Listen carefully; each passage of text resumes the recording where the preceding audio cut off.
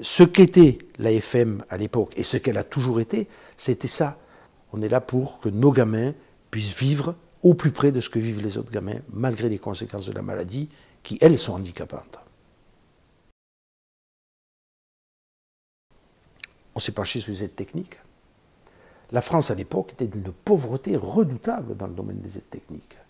On s'y attaqué en allant chercher, en Suède, au Danemark, en Suisse, des aides techniques, notamment la première, c'est celle qui était la primordiale, c'est celle qui rend l'autonomie de déplacement et l'autonomie de mouvement. On a ramené de Suède le premier fauteuil à positionnement multifonctionnel qui permettait de rouler, d'avoir une assise qui s'élevait pour parler à quelqu'un en le regardant dans les yeux, pour attraper des objets sur une étagère, de se verticaliser, de s'allonger sur son fauteuil.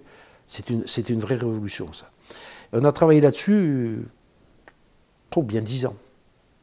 En tout cas 10 ans avant que les pouvoirs publics puissent en reconnaître l'utilité, puisque les premiers textes concernant la prise en charge par l'assurance maladie, très partielle, de ces fauteuils à positionnement multifonctionnel sont sortis en 1997. Ce chemin de 10 ans, qui est parti de la découverte de l'existence des techniques qui donnaient une autonomie maximale aux personnes, jusqu'à un début de reconnaissance pour les pouvoirs publics, c'est dans ce chemin-là qu'il a fallu construire toute cette notion de compensation. On s'est appuyé pour ça dès le début, c'était la stratégie de l'AFM, même avant le premier Téléthon, sur les concepts de l'Organisation mondiale de la santé, classification internationale du handicap, qui disait on n'est pas handicapé, du verbe être, ou on ne naît pas handicapé, du verbe naître. On peut se trouver en situation de handicap par tout un enchaînement qui part d'une lésion. Une lésion qui va atteindre l'intégrité physique d'une personne, qui va retentir sur ses fonctions, ce que l'OMS appelait les déficiences. Il y a des choses, il va manquer, ça ne va pas marcher. Ce manque ou ce dysfonctionnement va retentir sur les capacités à vivre comme tout le monde. Il y a des gestes qu'on ne peut pas faire, il y a des pensées qu'on ne peut pas avoir, il y a des expressions qu'on ne peut pas avoir. Tout cet enchaînement, dans un environnement qui, la plupart du temps, va créer des obstacles supplémentaires, c'est ça qui va créer la situation de handicap. La personne, elle n'est pour rien là-dedans. Elle est porteuse d'un certain nombre de choses qui l'empêchent de vivre comme tout le monde et elle se trouve en situation de handicap. Comment y remédier? Mais il faut compenser. Il faut compenser. Compenser, c'est redonner une fonction qui n'existe pas par un moyen de compensation. Une aide technique, une aide humaine, une adaptation de l'environnement. Ça, c'est de la stratégie, c'était la pensée que nous avions au début des années 90. Plus on avançait, plus on trouvait de possibilités de mettre en place des moyens de compensation, plus on repoussait, on travaillait sur repousser les limites de l'impossible, plus on repoussait ces limites de l'impossible, plus on se disait, oui, mais c'est bien beau, on peut construire des usines comme on veut pour permettre à la personne en situation de handicap de recouvrer le maximum de fonctions. Si elle ne peut pas les financer, si elle ne peut pas les acquérir, comment on va faire? C'est là qu'on s'est dit, mais il faut s'attaquer à la prise en charge des aides techniques. Ça, c'était en 1993. On avait publié un petit opuscule qui s'intitulait « L'aide technique progresse, la prise en charge régresse ». Et un jour, Bernard Barateau, toujours lui, a dit, mais de toute façon, tant que ça ne sera pas rentré dans le droit, on n'aura rien changé.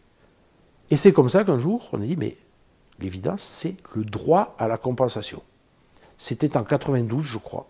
Ça a été écrit sur un des ordinateurs de l'AFM pour une communication que je devais faire au centre qui s'occupe au niveau national de l'homologation des aides techniques, le CERA, à Wapi, à côté de Metz. Et repartant de la classification de l'OMS, on avait glissé entre incapacité et réduction des situations de handicap, droit à compensation. Mais ça a conquis l'auditoire tout de suite. Et nous étions ravis chaque fois qu'on voyait quelqu'un, un journaliste, des collègues d'autres associations qui rebondissaient là-dessus.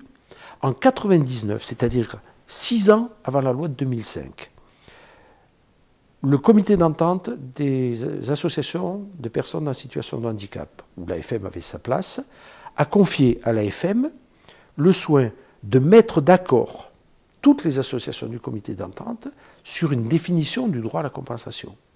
Nous avons écrit une définition qui a fait l'unanimité des participants membres du comité d'entente et qui a été reprise très peu modifiée dans la loi de 2005. Mais elle a quand même traîné encore 6 ans avant qu'on arrive à la portée Donc s'il n'y avait pas eu de revendication, s'il n'y avait pas eu cette organisation derrière et cette volonté de faire changer les choses, on y serait encore. Le changement fondamental, il est venu de la loi de 2005, la loi du 11 février 2005, qui déjà dans son titre, une loi pour l'égalité des droits et des chances et la participation des personnes handicapées, ça veut dire beaucoup de choses. La loi qu'elle venait remplacer, qui datait de 1973, si ma mémoire est bonne, était une loi en faveur des personnes handicapées. C'était encore une loi du monde de la charité. Le fondement de la loi de 2005, ça a été ça. C'était de dire comment on fait pour mettre ça en œuvre. Comment on fait pour le mettre en œuvre? La loi dit, avant même de parler de droit à compensation, je vais faire autre chose. Je vais prendre en compte le projet de vie de la personne. C'était ça la révolution de la loi de 2005. Il y a la scolarité, il y a le logement, il y a l'accessibilité. Si on regarde bien, la loi de 2005 qui a essayé de concrétiser ces droits-là, parce que les droits, ils existaient, qu'est-ce qu'elle a fait? Elle n'a jamais fait que s'appuyer sur la Déclaration universelle des droits de l'homme, notamment celle de 1948. Tous ces droits, ils sont marqués pour tous les citoyens. Jamais la Déclaration des droits de l'homme a dit tous les citoyens ont ces droits-là, sauf les personnes handicapées. Il faut que la personne handicapée puisse accéder à tous les droits. Le titre de la loi, égalité des droits. La ligne d'arrivée, ce n'était pas d'obtenir que le droit soit écrit. La ligne d'arrivée, c'est toujours l'enjeu aujourd'hui, c'est d'obtenir que le droit soit appliqué.